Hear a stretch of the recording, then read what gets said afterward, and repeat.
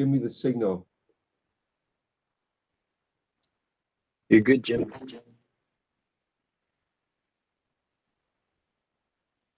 Hello.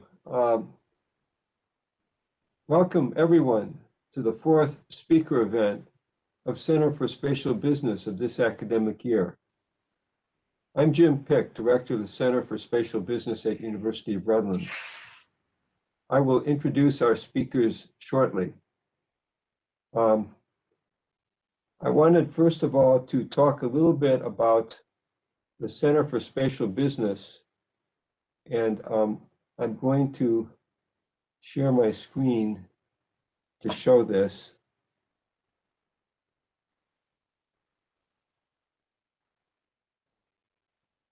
So the Center for Spatial Business is a center that has been present for about 10 years, and it seeks to develop knowledge and thought leadership about location analytics and its applications in business for researchers. It has areas of focus, including increasing the level of spatial thinking in GIS in business and analytics programs at University of Redlands and other schools of business, providing training towards accomplishing excellence in teaching and pedagogical aspects of spatial business, expanding research in these areas, and developing networks of collaborative partnerships and projects with other universities, businesses, and organizations. We are working on a final event for this academic year in March or April. We've approached several speakers, and we'll be letting our audience and the public in general know when we get these speakers confirmed. The topics we're looking at: corporate social responsibility in GIS, and the topic of making information on COVID-19 pandemic available globally.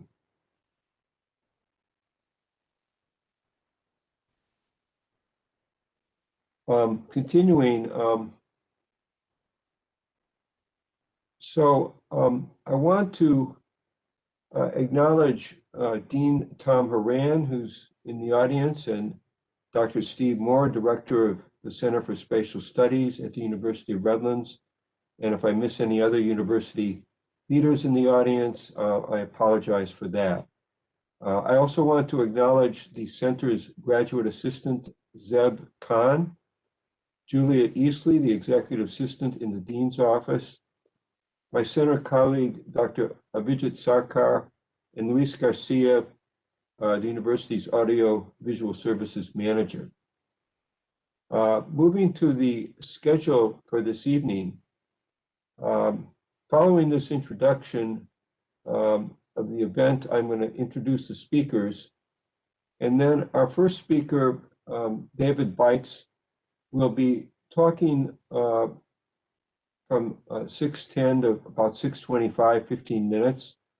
Following that, we'll have a introductory talk by Paris Williams Allen from Transwestern, who will be talking for an additional 15 minutes. At around 6:40 approximately, our panel discussion will start with the two speakers, which is going to be initially moderated. At 6:40 also, the chat will be turned on for audience questions. So you in the audience, please do send questions to the chat when it opens up at 6:40. That's the start of the moderated portion. Following the moderated portion, then there'll be Q&A from the audience to the panel, and that is going to be coordinated by my colleague, Dr. Avijit Sarkar. And finally, we will conclude with the event in the range of 7:15 or 7:20 p.m. So that's what we have planned. I want to move now to introduce our two panelists for tonight. I'm going to start with Paris Williams Allen. She is the GIS and research analyst at Transwestern's National Research Team. In this role, Mrs. Allen creates innovative and intriguing mapping materials to clients assists with optimal strategies based on market opportunities, and she extracts demographic and geographic information for maps, presentations, and reports.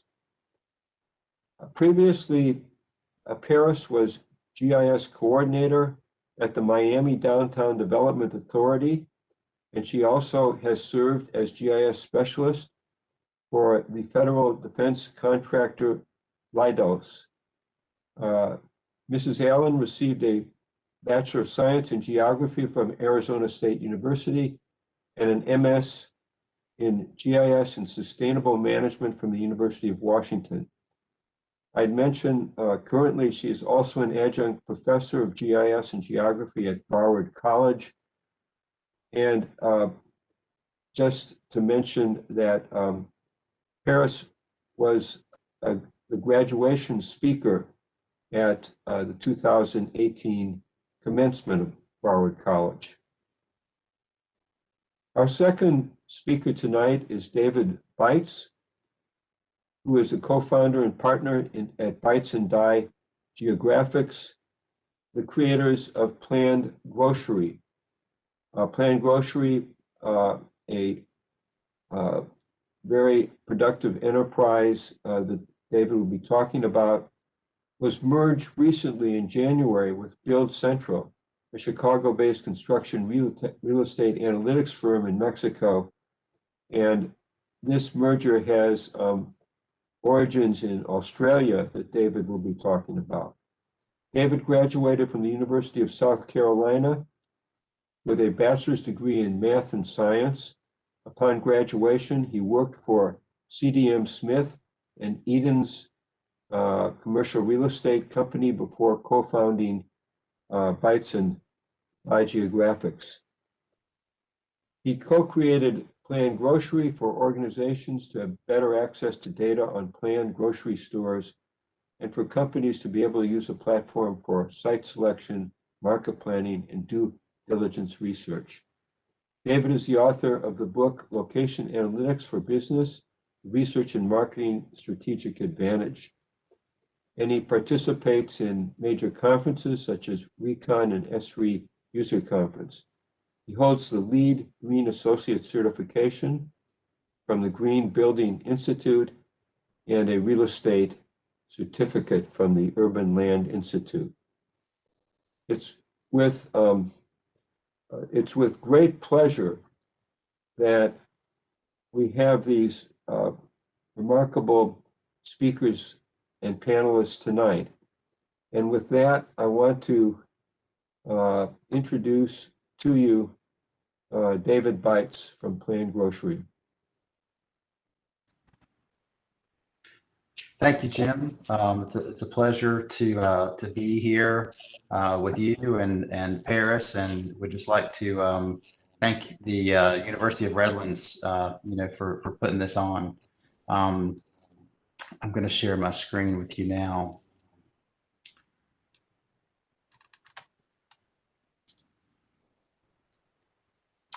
So what I'd like to do is talk some tonight about an application that we created called Planned Grocery. And to just kind of take a step back, I started this business with a couple other partners about 8 years ago. And when we first got started in the business, we were really focused on kind of GIS and real estate, focused on kind of location research and location marketing, and really spent the first 2 years of the business working on different projects, and it was very project based. And over time, we really discovered that we wanted to get into a business where we could create a platform with some data and have basically a subscription platform. And while we were doing some different work, we realized that a lot of people were looking for planned grocery locations. Basically, they were looking for where grocery stores were planned, across the U.S. And so, if you're in real estate development or, you own a chain of grocery stores, it's really important to know where the grocery stores are coming in that might, be competition for your existing stores, or if you're planning on developing a grocery anchored center, it's important to know kind of who's going where in the market. And so we created this platform that you see here, and I'm going to kind of dive into it and show you some features of the platform. But basically, we're working with grocery retailers, we're working with shopping center owners, and then we have some smaller restaurant chains that are using the platform as well, because they like to kind of follow where grocery stores are going. So what I'll do here is whenever you start the platform, this is what it looks like. And I think I mentioned earlier that if I didn't, we're an Esri business partner. So we're very tied into, everything that Esri provides. And we have a great developer that's a part of the company that can really just do amazing things when it comes to working with the data in the Esri platform and getting the Esri platform to do things that we need it to. So what you're looking at here is every single logo on here is a grocery store that is either proposed, planned, under construction, or built within the last 6 months. And so you have all this information in front of you, and then you also have information here on the latest grocery stores or latest points that we've added to the system. And grocery TBD is grocery to be determined. So this is a point that we've added where we anticipate there will be a grocery store there, but they have not identified exactly which grocery retailer that is. So you can see even today, we added 1 point today, a couple points yesterday.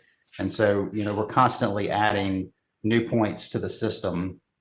And so, part of our job is to find new points to add to the system, but we also have to go through and update, those points once we get them in. So we have a quarterly audit system where every 3 months we look at every single point in the database to see if there's some new information, that we need to update on that point. And so, basically, the way that it works is you start off with a store that's proposed, and then it'll get like a little bit more definite. Maybe it'll have a time that it's going to start construction, and then it'll start construction, and then it'll be built and open for business. And so to kind of show you what this platform looks like, I'm going to zoom in a little bit here into Charlotte. And so once you get a little bit closer in, you'll see that these labels will come on. And for example, we have a Publix that is proposed here, a Publix that's proposed here, Publix under construction up here, recently built Earth Fare, and I think this one is also recently built. And so when you click on these locations, it'll give you some basic information, square footage, type, if it's a new ground up development, or if it's a backfill into an existing box. We'll have an estimated, this might be a year or quarter or an actual date as you get closer to when the store is going to open. You also have a square footage in here, latitude and longitude, and then some basic notes kind of on the platform. And so the other things that you can do in this platform is we have a series of layers here. We have demographics that come from Esri. So if you want to see, for example, the tapestry segmentation, you can take a look at Charlotte and see the areas that are kind of differentiated by this socioeconomic clustering. And so this orange here is affluent estates, which is kind of one of the higher level tapestry segments. And so that kind of tells you, a little bit about what that area is like. And then we also have population growth. And so basically the areas here that have the darker blue are higher growth areas. And so you can kind of look at the city and see areas that are growing quickly, and then other areas that are not growing so fast. Population density. This also gets a little bit finer as you get closer in, as you go from, you can go all the way down to the block group level. And so we'll get in a little bit closer there, and you can kind of see how dense that area is. And then we also have average household income. So the darker blue is the higher income areas. Other features that we have in here is you can look at imagery and get a little bit closer and kind of see what's going on at that particular location. We have parcel data here in the platform. And this comes from one of our data partners. We don't actually maintain this, but we do have information in here about the owner of the property, the mailing address, site address, and acres of that location. A couple other things that you can do here with the platform. We also track dead deals. And so these are locations where a grocery store was planned, but now it's not going forward for some reason. And so sometimes just the economics of the deal don't work out, or the grocery retailer might kind of lose interest in the site or in the market. And so you can see we have a couple dead deals here. Lidl is kind of famous for tying up a lot of real estate when they first started their U.S. expansion, and then they dropped a lot of sites as they kind of refined their process for site selection and figuring out kind of what they were going to build and where. And so you can see we had a Lidl up here, a Walmart neighborhood store down there, and then I think this is a Walmart Supercenter here. So that's the dead deal layer there. We also have a feature in here where you can add map notes. And so let's say that I found like a really good site, or I wanted to share something with other people in my organization. I can add this note here and color code it, and be able to share that with other folks. And you can also, this is also really helpful too if you're doing this like out in the field and you're riding around and you see something interesting and you want to save it on the application. So when you get back in the office, you'll have it handy and be able to remember exactly where you were and why you took that note. We have other kind of basic census layers in here with zip codes and counties, for you to be able to see that in the platform. And we also have a newsworthy layer here. And so these are closings where some larger chains have closed the location, and we add those to the system just in case. We have some clients that might want to look at backfilling a location with a grocery store. So to be able to show these locations comes in pretty handy. And this is something a lot of our customers have asked for over the years. We also have this custom layers in here, and I'll be talking about this more in a couple weeks. I guess I'll go ahead and touch on it right now. We actually, Jim mentioned it earlier. We, after running this platform or this side of the business for about 6 years, we decided to join forces with a company called Build Central, and their parent company is BCI Media Group out of Australia, and they have been tracking construction, kind of pre-construction projects for some time internationally, and they started working with a company called Build Central in Chicago about a year ago, and so by joining forces with them, we're able to bring in a lot of other data layers into our platform that they're working on, and it also really expands our kind of our team of researchers as well. And then we also have some capabilities and things we can do on the Esri side to make their data more accessible through maps and applications. So we're really excited about some things that we're going to be doing with them moving forward. We also have opportunity zones in the platform. And so these are areas that if you do a real estate development or do some investment in these areas, then there are some really good tax advantages for whenever you sell that project. At the end of kind of the life cycle. I think you have to hold the project for a certain amount of time. I can't quite remember the exact details on that, but we do have opportunity zones in there. As you another thing, as you get a little bit closer in, we have traffic counts here in the platform, and this comes from a layer. I believe it's a layer in Esri by Calibrate that collects that information and has the traffic counts in there. A couple other things that you can do here in the platform. We have some basic measuring tools, kind of going from one place to the next. And then you can also do that for areas as well.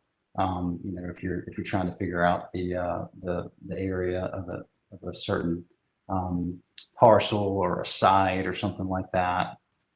And then you can also grab the latitude and longitude of locations if you need to put that into another application or something. We also have demographics here in the platform, and so you can do basically like a trade area here, and have that information for like a custom trade area. And so within that trade area, we can calculate population, average household income, median age, and then we have this diversity index that kind of shows you if it's a very diverse area or if it's not. And then we also have the population change, employee population, and the percentage of the population that has a 4-year degree or higher. And so a lot of grocery chains that are focused on kind of the higher end of the segment, they really look at these education numbers. And we've kind of noticed that education and income, go very hand in hand, but it's just nice to be able to see those education numbers as well. A couple other things that you can do here in the platform. You can do a drive time or a radius. And so we're just going to do like a 3-mile ring, get that same basic information that we were talking about. And you can also export a demographic report. And so this is just a 2-page demographic report that basically has a lot of stuff that a normal real estate company would look for. Population, income, you have race, you have information about their mortgage and per capita income and that kind of thing. A couple other things that I will show here. We also have the existing grocery locations in here as well. And so if you want to turn those on, and I'm going to change the base map here. And so, so by having those existing grocery store locations in there, you're able to, see existing grocery stores, and then you see the stores that are planned. And it gives you like a really interesting look at the market that really helps kind of with planning and competition marketing, monitoring, sorry.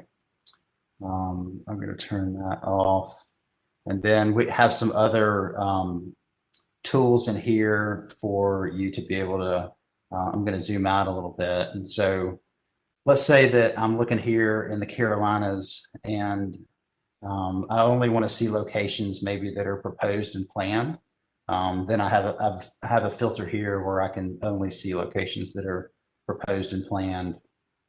And then we also have the ability to only look at locations that are maybe ground up developments. So if we turn off backfill, then these are ground up developments only. And then we also have some different ways of looking at it by size. So obviously Costco is, a lot bigger than a Publix. So we have that. And then you can look at the locations by status, the difference between projects that are proposed, planned, under construction, and built. And then we also have type here, which is basically backfill and new. A lot of people really, like this kind of view, but we've also had some folks that have asked for kind of a more, statistical type view of the data. So we've built a couple dashboards here in Microsoft BI where you can look at that data, based on a time series. You can look at it by chain, by state. And so, we have actually been taking a snapshot of the data about once a month for probably about 2.5 years. And so eventually we're going to be able to do some pretty neat analytics with the data and kind of analyze how things have changed over time. We also have a view here where you can kind of look at how the data has changed over time, and so we're pretty excited about kind of what we can do with all this. So that's kind of the platform in a nutshell. We've got grocery retailers, our clients of the platform, shopping center owners, and we've have some investment banks using the platform, and so that's kind of a high level. I'm happy to kind of answer any questions as we go a little bit further on about this data or the platform, or about kind of running and selling a business. Selling a business is not an easy thing to do, or it's not an easy process to go through. There is so much information that they ask for, and it is such a long process. But for us, we're really excited about how things turned out. So I'm happy to answer any questions, a little bit later.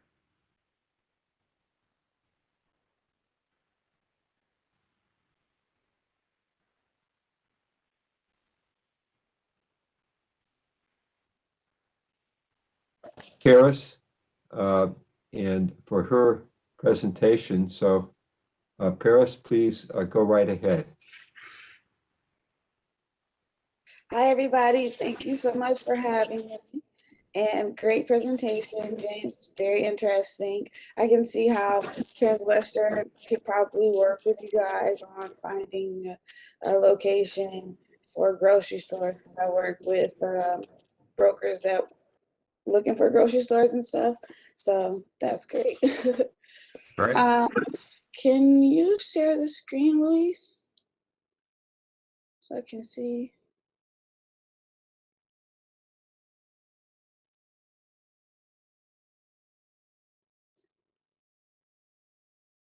Okay, so I'm just gonna hop right into my examples.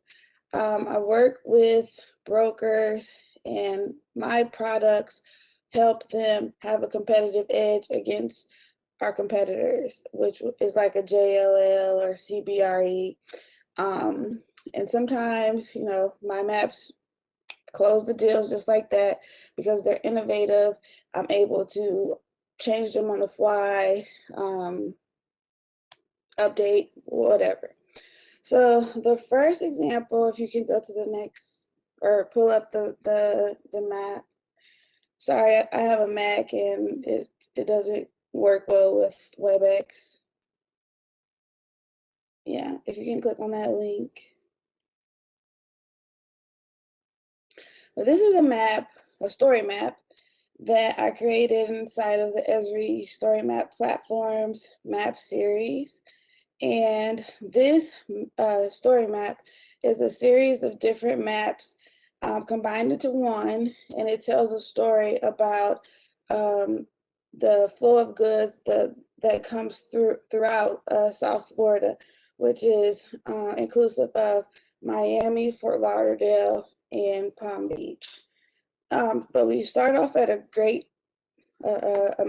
macro level. So if you go to the first tab, I believe it says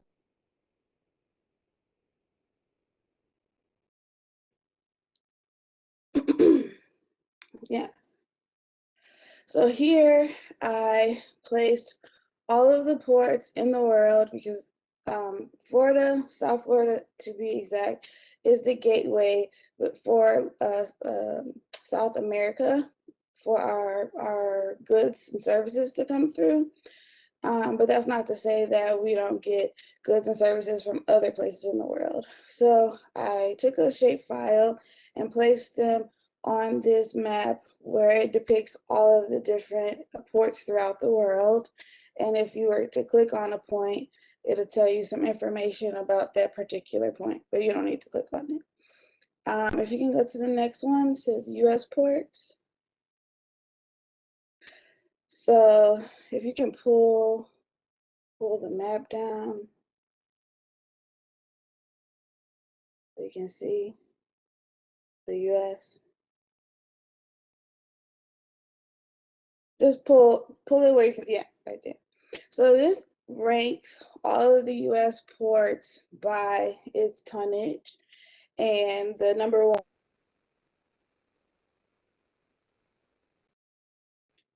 and I think Miami ranks somewhere around 7th. But if you were to click on one of these, it should show you the stats for each of the ports. So this is the top 20 ports in the United States as of 2018. And so then we go straight into South Florida, and I start talking about that. So usually this map is updated regularly on a yearly basis, but because of COVID, we wanted to hold off for a year because we would have gotten the 2019 data. So we're just gonna wait until we update it again. But these maps go into reports. I've given presentations all over the country with these, just one-off tabs with our company. Just we'll take one of these tabs and then we would just send an email blast. So this type of map actually works for the whole year. So that's something that's very intriguing with all of the clients. But getting back into this, so South Florida, this basically shows all of the warehouses in South Florida where the goods and services will actually come to the ports, Port Miami, Port Everglades, and Port of Palm Beach, and then go to these different warehouses. So those are the smaller orange dots. And then the density of the warehouses is the what do we call it, the heat map. And so these are where the goods and services come, and then they will disperse outwards. And so as of 2018, our top 5 trade partners, which I got this data from World City, is Dominican Republic, China, Honduras, Guatemala, and Colombia. So if you can go to the next one, please. So then I broke down each of the ports and how long the trucking drive time would be from each port. And we have railroad systems that also help to deliver our goods and services outside of this band as well.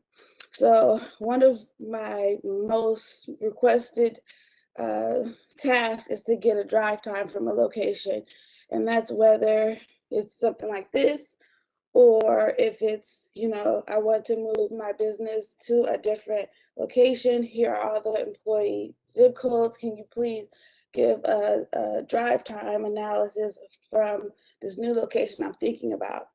And they'll literally make a decision whether to move their business to this new location, or location A, location B, location C, based off of the drive times and how they coincide with the employees of that actual company.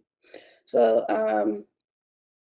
breaking it down to this particular topic with the goods and services, like I said, this is the trucking time from Port Miami that it takes to go elsewhere.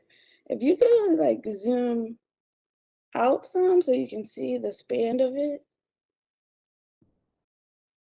Yeah, so within an hour, the yellow ring is the hour the truck will be in Palm Beach. And then maybe they meet up with the railroad system, and then they'll take that goods and services elsewhere. And so on the left side, I talk about the different commodities that'll come through each of the ports and where they're coming from based on the tonnage. We don't need to go into each one, but that's basically the breakdown for all of the 3 ports in South Florida. So if you can go to the Ports of South Florida tab, please. Okay. So this is a time lapse. If you can push play, I should play by itself, but yes. So this is a time lapse that basically shows the tonnage, the TEUs of goods and services that grows over time in South Florida. And the top 3 imports, it shows you there, and then the top 3 exports that we send out is below there. But again, this is usually updated yearly, but we're gonna hold off just so it's not messed up because of the COVID numbers or whatnot. So it'll probably be updated again in 2022 to reflect 2021 numbers. But that is that map, and it has a lot of recognition all over our company, nationwide, and several different reports. And I really like this map a lot. And I have another example that if you can pull up, it's with WeWork. They reached out to us because they were having difficulty placing buildings places where they wanted to sublease and lease out places. So I created another story map that this is like a story map within the story map. It started off as a cascade map, and then if you would just scroll down, I have this one, which is the map series inside of that story map. So in this map, I use the web app builder application inside of Esri. So I created the map in Arc Online, and then I took this and put this in a web app builder so that way I can filter out different specifics that maybe a broker may be interested in. So they asked for 4 different cities, and in this case we're looking at Chicago. So if I don't know, if you can go to where it says filter and pick a sign here. So let's say that a broker wanted to see all the buildings that were built in 2008 or the sign in 2010. So nothing shows up. Could you do another one? Maybe change the sign near to something else. Maybe like a 2015 or something if they have that. Okay, so they say, hey, I only want a building that's built in 2015. These 2 will pop up on the list, and then it'll tell you in the lower corner here how many buildings is within this site here. And then if you want to filter it out further, let's say maybe a building vacancy, if you can click something there. And let's say, you know, the vacancy is no higher than 11.4%. So this circle here that's in downtown Chicago would most likely be the best location to place the next WeWork location. So they use this map, and this actually helped them. It helped the brokers close on their deal with WeWork on several locations in those four places that is listed above. And yeah, I use story maps on a daily basis. It seems to be like the #1 requested thing because it's easy. You can look at your tablet, your computer, your mobile phone, and just be able to see it on the fly and communicate and send it off to your clients so that way they can look at it again. If they leave the pitch thinking about something, they'll think about, wow, I had a really cool map. And I'm able to go back and look at it again so that way I can remember this company and, you know, close the pitch with them. So that's basically what I do on a day-to-day basis. So yeah, thank you. Well, thank you very much for the presentation. And what we're going to do now is we're going to have the moderated panel discussion. And for the audience, please start sending chat questions and messages because shortly we'll be going to you to participate in this panel discussion. So what I'd like to ask is oh, I see both David and David and Paris are shown here. Okay, good. And I want to proceed with the a few starting questions. Let me toss one out to both the panelists as a starter. How do you train or educate your non-spatially aware customers about the advantages of using GIS in real estate marketing? I'll take that. So basically, I have to train the brokers in order to give the presentation 100% once they go, because I don't go with them. A lot of times they'll fly elsewhere and I have to do work for other things. So I'll just train them based off of what we're looking at hand. And I'll tell them, you know, this is developers, the demographics of this area. This is how you do this. This is how you change the base maps. This is how you'll add another layer onto it. So I kind of sit down one-on-one with the broker, and any question that they have, if they're out on the field giving the presentation, they can just send me a text, email, and I can change it on the fly if need be. But I try to make sure that they have a complete understanding so that they are prepared as possible once they take these maps and on their presentations. Yeah, and I just like to add to that, you know, a lot of it too is education about like what data is available and like what it can do, you know. So like, you know, obviously you can't click on a house and figure out how much money they make and if they have kids and that kind of stuff, but you can click on that block group and figure out a lot, you know, about what's kind of going on in that area.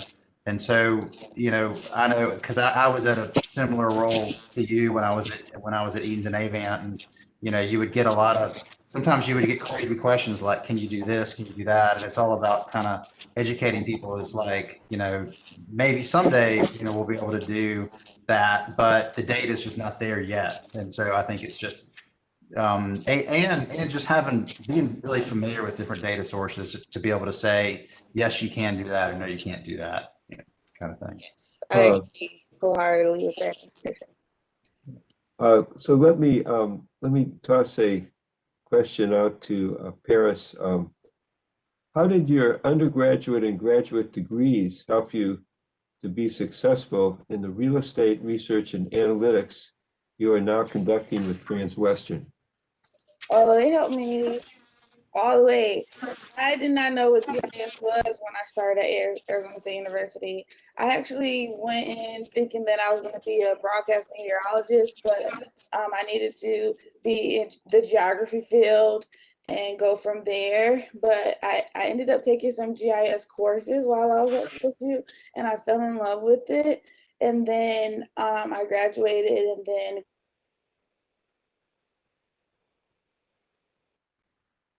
kind of learned on the fly, but I've always stayed with geography, GIS. So I'm constantly learning more and more and more and just building my skill set because I've never changed the career path. So Here's a question for David. What advice would you give to entrepreneurs who are starting up a GIS-based business to achieve success? I would say really focus on, a big problem that needs to be solved. Don't create something that, is just cool. You really need to solve a problem so people can pay you for it. And the bigger the problem, the bigger the opportunity. Like, we just focused on grocery. And so after, 4 years of adding clients, we kind of felt like we had hit kind of a wall in kind of the grocery sector. And we really needed to, partner with somebody else to kind of to keep things going. And don't be afraid to ask for help. I'm happy to talk to you. We actually got some help from the president of Esri when we first got started. I found that he was very just very helpful and willing to kind of talk to us a little bit and to give us a little bit of software when we got started. And so don't be afraid to ask for help because you're going to need a lot of help along the way. Okay, thanks. Here's a question for Paris. You pointed out the interesting network of airports, rail networks, highways, and the ports. And the question is, what kind of customer fluence would benefit by this? someone that works in the industrial field, I would say. So if you're in commercial real estate and you're working in the industrial department of real estate, you would take real interest in the flow of goods. You'll take real interest in the trade because that's your target market. You're looking for warehouses. You're looking for these different goods that's coming in. And if I were to speak on the COVID situation, our industrial team has been phenomenal during this time because e-commerce has through the roof. So they're signing deals to have new Amazon warehouses left and right.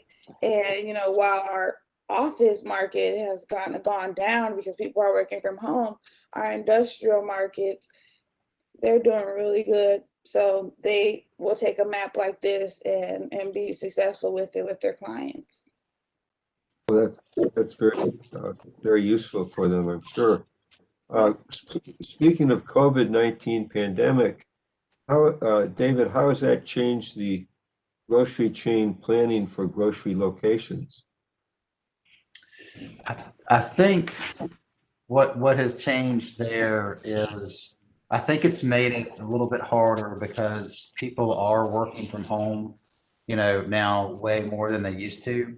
And so I think that some people used to kind of bake in some projections based on where people work, and where they live. And so, all of a sudden now, people aren't driving downtown and, maybe that grocery store is now not on the way where it used to be on the way. And so I think you've got a shift in where people are working, and you have a shift in how people are getting their groceries because so many more people are using delivery today. And and it's become just a lot easier to have your groceries delivered. So I mean, I could talk about this like all night, but I mean, there's so many things going on there. But one thing that we've realized is there's an opportunity for people to have data based on stores that have delivery and pickup, and have data on zip codes that have delivery and pickup based on Shipt and Instacart and other. And so we've done some work in that space as well, collecting some data there, and we have some customers using that data. So, and then just real quickly, the last thing is that we are starting to see kind of a rise in some dark grocery chains. And when I say dark, it's basically stores that, are delivery, grocery stores that are delivery only, and you can't even go inside. And so I think you're going to slowly start seeing some kind of online only grocery stores starting to pop up in different areas. And that's going to be a whole nother animal for people to have to deal with. Okay, thanks. And I see that the chat is building up quite a bit. And so at this point, I'd like to turn this over to my colleague, Dr.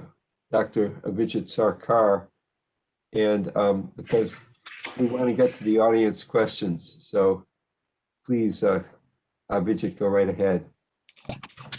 Jim, thank you. Yes, the chat has built up with questions quite a bit for both Paris and David, and then both of you. You have questions specifically for you. So I'm going to ask these questions in somewhat of a staged fashion. Here's a question for both panelists from faculty colleague at the University of Redlands in Business Administration, Scott Randolph. Scott's question is, there is so much potential in big data that GIS helps us to harness. But in cases like real estate or locational decision-making, how do we work to assure that the baseline data, which build factors and consequences, things like redlining, for example, doesn't perpetuate issues of equity, of access, and this is particularly true, social, racial equities and inequities that we are having conversations around. So that's where the question, I suppose, is coming from. It's an open question for either of you, or both of you can take a stab at this.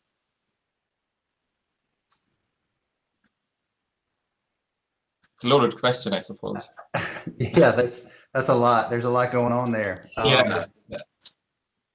Yeah, I think it depends on, I guess it depends on kind of what you're talking about access to. The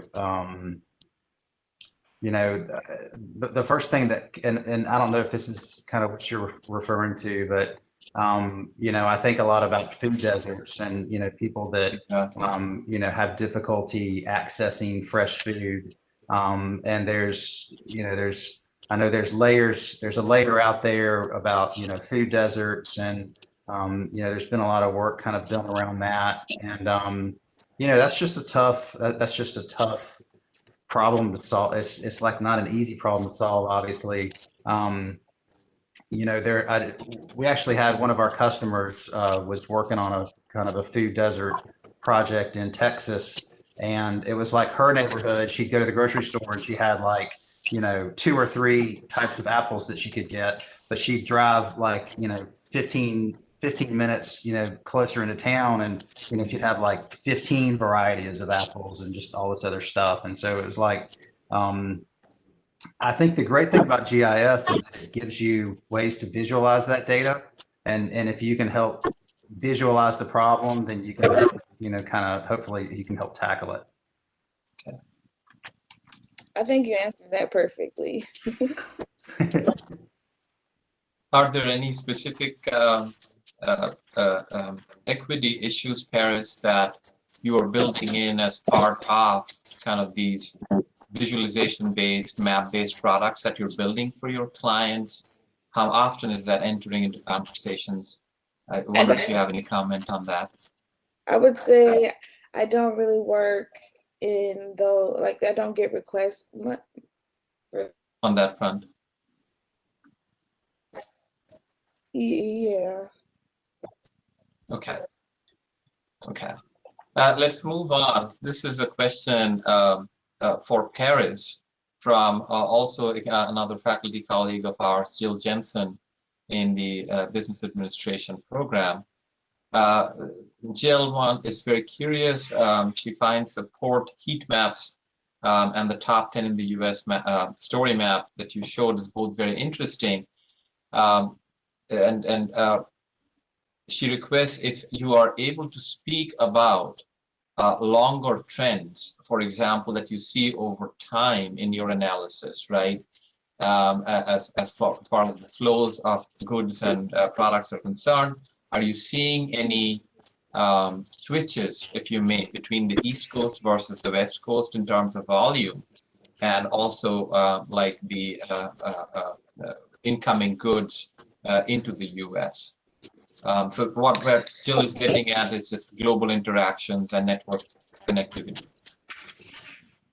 Yes, so I saw a big, I don't know, I have like a scratch in my throat, but I saw a big shift, especially when Trump cut off our trade with China. Mm-hmm. So we had to go elsewhere for things like plums and blueberries and things like that. And it actually was more expensive coming from Chile or somewhere in South America. Sorry, that we had to shift that way. But now, because of COVID, I've seen in trends that actually the West Coast, like Seattle, Northern California, Southern California, their numbers are actually declining, while our East Coast is actually getting more goods and services from elsewhere. Actually, the Middle East, they're actually really big in giving us what we need for right now. Shocking as well. Mm-hmm. Also, Laredo, Texas was shocking to me because I didn't think that was a big port that would get a lot of goods and services in, but they are actually doing really good as well. So yeah, I get that question a lot to track the trends and write reports about that. Okay, excellent. Paris, thanks for that. David, this one is for you. This is coming from Alex Kirinakis. Alex is an MBA student, undergraduate student considering graduate education at the University of Redlands. Alex is pointing to, David, there's all these disruptions going on, if you may, just generally in retail, but particularly in restaurant, groceries, and so on. And you were speaking about one, which was these dark grocery stores. Alex's question has to do with grocery delivery. And he was wondering something like Amazon Pantry, for example, right? How much of a role is grocery delivery data becoming a consideration for the planned grocery platform? Yeah, right now, so we are tracking some grocery delivery data. And so kind of the way that we've looked at it is when we first started looking at the delivery, whenever you log into the Amazon site, it's basically showing like 2-hour delivery within a certain radius of like a Whole Foods. Mm-hmm. And so obviously, you have a fair amount of, kind of fresh food coming from the Whole Foods locations. But then you also have, just stuff you can get like pantry, just stuff you could get from like, the toilet paper and just all the other kind of the center aisle stuff, types of things. I was on a call with somebody the other day their theory is that kind of that the center of the grocery store is really going to shrink and possibly disappear, someday, because of you can get that stuff a lot more efficiently online. Okay. You think about how much time it takes for an item to somebody to take an item out of a box and put it on a shelf, and then somebody else to go in and take that item and take it to somebody else's house. I mean, there's just a lot of inefficiencies there. So I think you will kind of see that center aisle slowly shrink over time, where I think you're going to see a hybrid of people kind of getting those staples maybe delivered, but you're still going to have a lot of people that want to just go shopping they want to see that fresh meat. They want to see that fresh produce and put their eyes on it.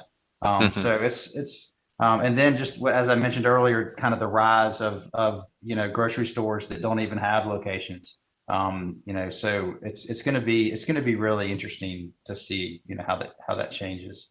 But yeah, we're collecting a lot of data on that. I think eventually more of it's going to make it into the platform. Right now, most of it's just for our enterprise customers. But Sure. I think it's definitely something that we're looking at and collecting data on. Very well. Excellent. Very insightful. Thanks, David, for that. This is a question for both of you, Paris, David, and this is regarding, I think, some of the conversations that you've both had today with us, and it's regarding how much can we rely on data, right? So this is from Kevin Williams, who's a student at the College of Western Idaho. Kevin's question is, can you generally trust the data that you are working with? And how much time are you spending generally with your analysis, with your visualizations, just updating the data that you're finding, refining data sets, combining things one with the other, et cetera, et cetera. So there's the data veracity issues and everything that comes with it. I found that if I have one issue with a data source that comes across, say, like if a drive time is completely incorrect, then I probably will never use that source again. I'll keep looking until I find that it's lining up one-to-one with another source, say like Google Drive times. Right. If I'm getting demographics and the numbers seem like it's not adding up correctly, then I'm going to do another source and another source and another source until I notice that it's going to look right in our reports, because that's the number one thing you don't want to do is reporting numbers that are just off, and it just embarrasses the company and the integrity. So okay. David, any comments from you on this regarding kind of the data veracity issues and so on and so forth? I think you just kind of learn over time Okay. which data sources to trust and which ones might need a little bit of extra work to get them where they need to be. And yeah, I can't think of like any good example, but I know that yeah, I think over time you just kind of learn which data sources to go after and which ones to focus on. I've had trouble finding like a good schools layer. I mean, I know there's other companies we could probably buy it from, but I've done some research, and sometimes you pull it down and you geocode it, and schools would be in like a lot of really weird places, and I think it just depends kind of on the layer that you're focused on. I couldn't help but think, because of the question, and back in San Diego when we had originally met, you told me a very interesting story on how you got started with this line of work, and you went on to write about it in your book. I'm sure that the audience would be very intrigued if you can tell us briefly about that, how you got started. I'll just tell you like really quickly. So like I was working at this shopping center company, and they had a subscription to a database that had a $50 guarantee, a $50 accuracy guarantee, that if you found a problem in their database, they would give you $50 per problem. And so we started looking at their data, and they had about like 13,000 locations. And this was like back around like what, 2010, let's see, like, yeah, 2010, 20. And so this was like, you had just had like a nationwide aerial that you could work with. Sure. And before you had to kind of piece things together. So I started geocoding these points and just finding all kinds of crazy problems with their data, because I was able to put it on a map and visualize it. So I could zoom in on a location and automatically see, that's not a shopping center, that's not a self-storage, that's not an apartment, and was just sending in errors just like crazy. And they just kept sending checks for like, I guess 6 months. And so I was able to raise up about $10,000 to help kind of kick off the, starting the business. And that was all from just, reporting errors. So. Right. Yeah. What a neat story. I keep thinking back to it so many times, especially when we're in the classroom and talking about data and its integrity and its importance, right? Yeah. Yeah. Definitely. So here's, let's do one more question for each of you. Paris, this is going back to a question that, or to something that you showed us. It's your passion and your love for maps clearly, but particularly story maps, which are becoming so important a driver or vehicle for us to tell stories using maps. This question again is from Alex. How often are you using story maps as you are interacting with your clients? And are you using it for all clients? And how often are you ending up tailoring some of these maps for specific clients? Can you speak to that without going into details if you don't want to? Yeah, I use story maps daily. Mm, Yeah, we're actually starting to put our pitches into story maps. So yeah, I use it daily. I went from not knowing what this was and trying to teach myself, looking at different documentation, and now like we're building them. We're using the new platform for the story maps, and then if it's just not working the way that I want, or I still kind of like the classic kind, I'll embed one of the classic ones into the new platform.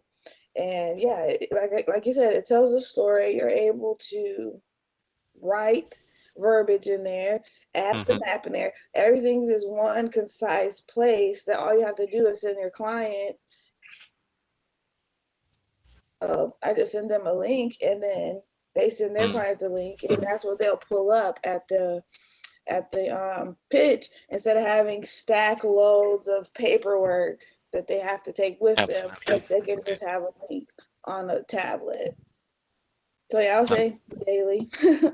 Daily, wonderful. Great. It's clearly proliferating and very powerful medium for telling the story very compellingly. Yeah. Excellent. Here's a question then. Paris, thanks for that. This is a question for both of you from Daniel Gonzalez. And Daniel's question is, well, before we go to Daniel, here's one for David specifically. I want to end perhaps with a more kind of question directed for both panelists. This is for David, coming from a colleague in the School of Business, Jayashree Sridharan. She's had a prior career in GIS in petroleum. And Jayashree, David was wondering is that as you build out your store level trade areas and show all of the trade areas for, let's say, a particular chain, how are you modeling for, can you share some insights on how much of a role does cannibalization and analysis of cannibalization is enabled by the planned grocery platform? Yeah. Let's see, sister store, cannibalization. So we, in our platform, we don't have any models for cannibalization, like sales cannibalization. If I were let's say that I'm like a food line, like a Food Lion chain or something like that, what I would want to do is map out, some customer data, basically, who's spending what and where do they live, so that you can come up with some really good trade areas. And that way, you'll have a better idea of how like a new store will cannibalize existing stores. And the business analyst desktop from Esri is excellent. It has excellent tools built in it for doing that type of analysis. Sure. Our customers, they usually have something already like business analyst desktop or something similar where they will take our data and kind of do that analysis on their own. And so it's just not something we've built in the platform. But Something that might be forthcoming. Possibly, or we might just kind of leave that to other platforms that can do a little more heavy lifting. Excellent. That makes a ton of sense. I want to keep an eye on the clock and make sure we honor everybody's time and also leave some time at the end for Jim for his concluding remarks. But there are several other questions, but I would like to go to at least one that is open for both of you. And I'd like both of you to kind of comment on this from Daniel Gonzalez, as I was mentioning earlier. Daniel's question again for both of you is, what type of experience are firms looking for when they're hiring? And if what kind of prior experience in the field of GIS would you recommend, if at all?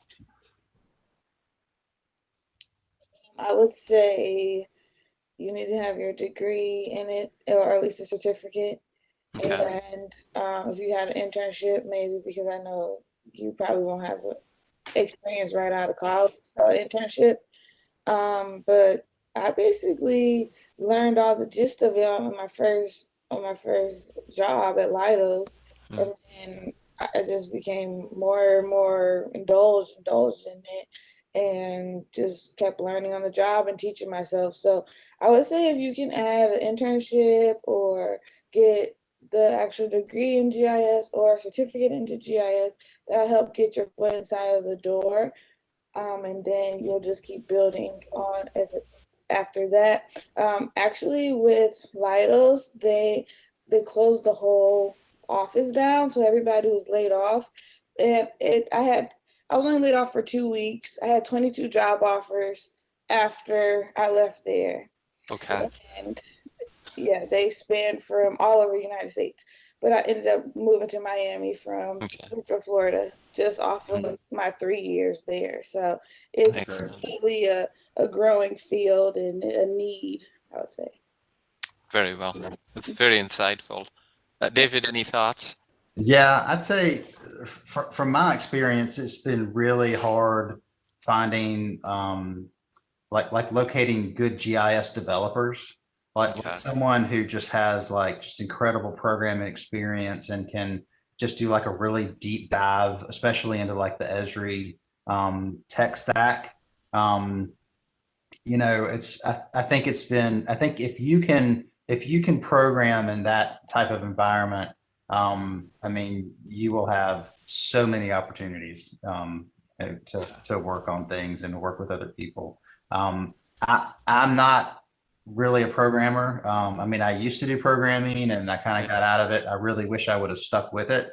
And because I think I could do my job a lot better today if I had those kind of skills. But with us having a technical co-founder in the company that can do a Sure. deep dive is a huge asset. So anybody out there that's thinking about starting a business, get a technical co-founder. It'll make a huge difference in your business as you grow. Well, I wanted to again acknowledge there are at least 3 or 4 other questions that, in lieu of time, I regret we're unable to get to. Paris, David, both of you, thank you so much for answering all the audience questions, and I want to thank everybody who has attended tonight and also submitted questions. So with that, let me turn things back to you, Jim. Thanks, David. Thanks, Paris. Yeah, what a terrific set of talks and panel discussion. Just very enlightening, important, innovative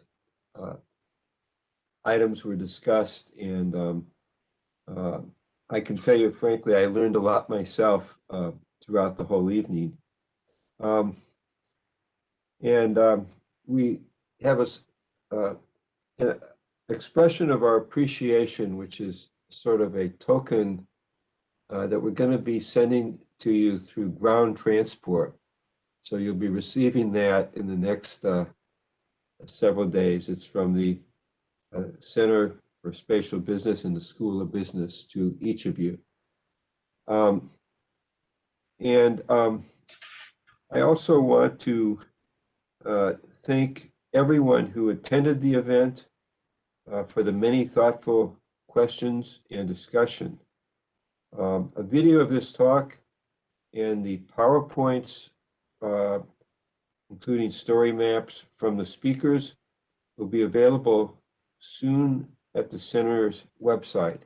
And thanks to Paris and David for providing that, agreeing to it. We hope that you can attend an upcoming center speaker event that is currently being arranged for March or April. And again, many, many thanks to our speakers and many, many thanks to all of you for attending.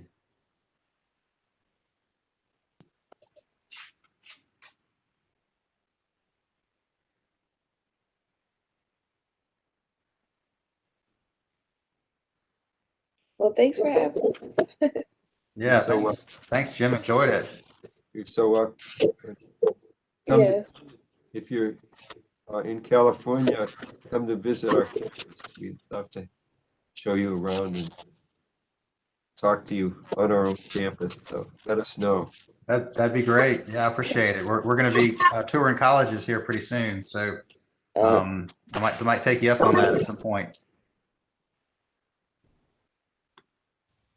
Again, our thanks to both of you. And just like Jim said, once the pandemic subsides, please consider visiting us and let us know if you're in the area. It would be a pleasure to host both of you. Thank you very, very much. Yeah. Thank you. Do you know if you're going to still have, after the pandemic, if you're going to have the Spatial Business Academy still? Well, why don't I let Jim speak to that? Yeah, our dean was in the audience. We've been discussing this, and we may initially have something very much like that extended a little bit further to be online. Okay. But we also, once the pandemic subsides, we will be looking for the on the ground academies in the future. Okay. Good to know. Paris, Thank I'll you. add that we were enriched by those 3 days. We continue to remain inspired by those 3 days and certainly hope to host academies continue to host those academies in some shape or form in the future as well. And David, again, I know we were a little rushed for time. I'd love to connect another time. Maybe I'll message you separately, Paris, you as well, and then we can talk outside of with Jim about continuing the collaborations that we've had in the past. Yeah, that'd be great. Awesome. That'd be great. Yeah. Thank you very much. Take care and have a great night. All right, it's late over at your end. Yeah. Thank you. Take Bye. care. Thank you again. Take care, Paris. You too. Enjoy it. All right.